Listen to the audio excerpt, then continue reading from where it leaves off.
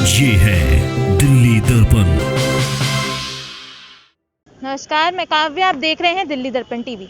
तो जैसा कि हम जानते हैं कि एमसीडी की हड़ताल को लेकर आम आदमी पार्टी और भाजपा में आरोपों का सिलसिला जारी है। आम आदमी पार्टी ने भाजपा पर यह आरोप लगाया है कि वो एमसीडी को लूट कर खाना चाहते हैं। तो आइए चलते हैं और यहाँ पर जनता से जानते हैं कि आखिर उनका क्या कहना है, कौन किसको लूट कर खा रहा है।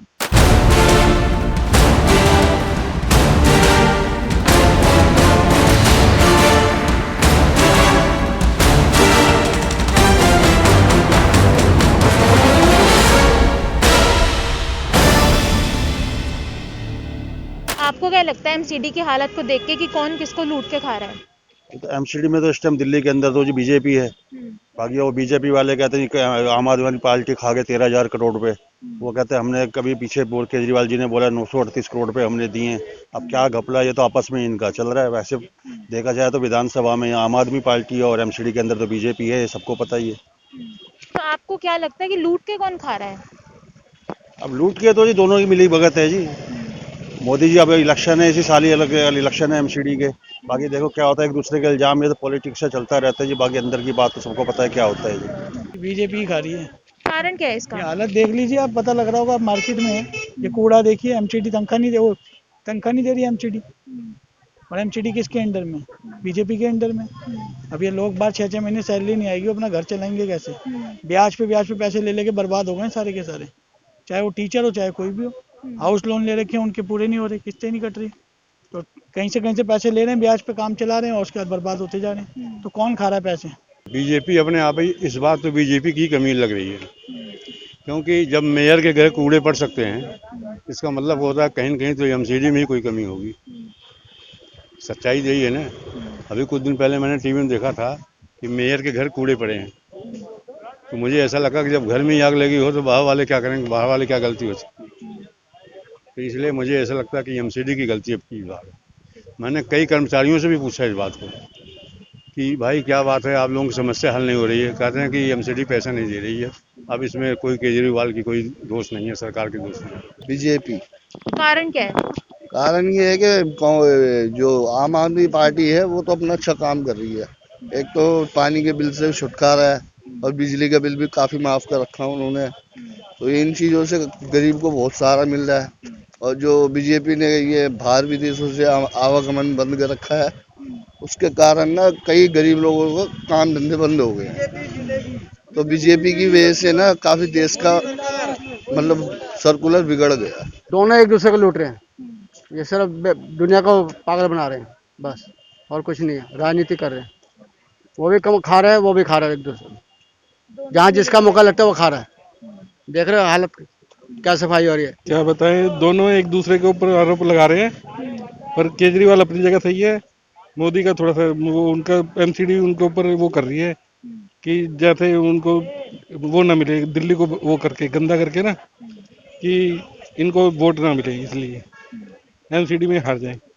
पर एमसीडी आप आम आदमी पार्टी को थोड़ा सा बेनिफिट मिलेगा। कोई नहीं लूट रहा है, वो तो आप समझ लो कि सरकारें तो दोनों सही चला रही हैं। बाकी ऐसा नहीं लगता है कि बीजेपी लूट के खाएगी। बीजेपी तो और मतलब कि सरकारें और मतलब कि सही कर रही है, सबको पैसा दे रही है। ऐसा कुछ नहीं है कि जो केजरीवाल का जो आरोप है वो सही नहीं है। कौन किसको लूट रहा है समझ में नहीं आ रहा। सभी लूटने में लगा। लूट तो सरी रहा है, कौन कम कौन ज्यादा पता नहीं। बीच में पब्लिक पीछ रहा है। देखो हड़ताल हुआ, चारों तरफ कूड़ा ही कूड़ा भरा हुआ है। कोई कारोबार नहीं, ठप पड़ा हुआ है। लोगों के पास रोजी रोटी नहीं है, इसकी कोई फिक्र नहीं है। सबको अपना गद्दे की फिक्र है। बस हमारी सीट बचा रहा है, हम जीते रहे, बस हमें जिता दो, तुम जो मर्जी करो। देखिए, इलेक्शन के समय सब अपनी अपनी बात कहेंगे कि हम अच्छा करेंगे, ये करेंगे, वो करेंगे। वो भी पार्टी वो जीतने के बाद जो अपने पेट भरने के चक्कर में लगी रहती है, इससे आगे कुछ नहीं है।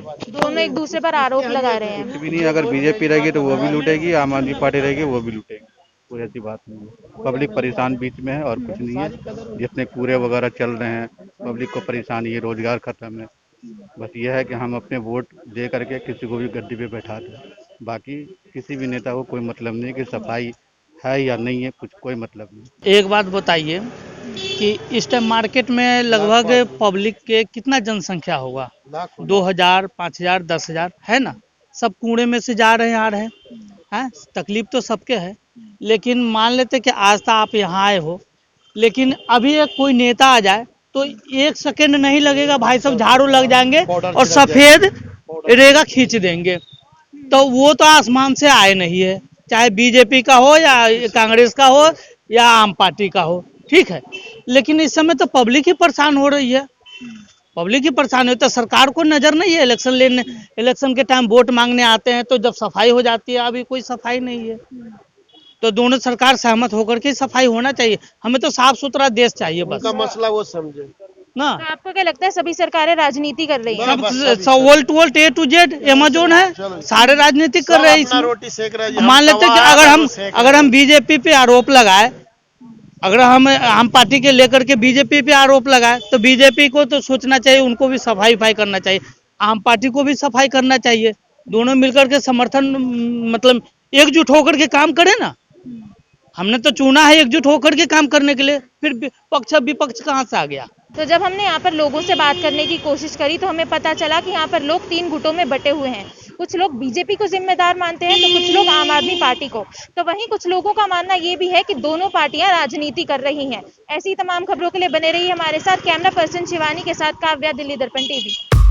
लेटेस्ट खबरों के लिए सब्सक्राइब करें हमारा यूट्यूब चैनल या फिर लॉग ऑन करें www.delhidarpantv.com। खबरों की कवरेज और विज्ञापनों के लिए संपर्क करें इस नंबर पर।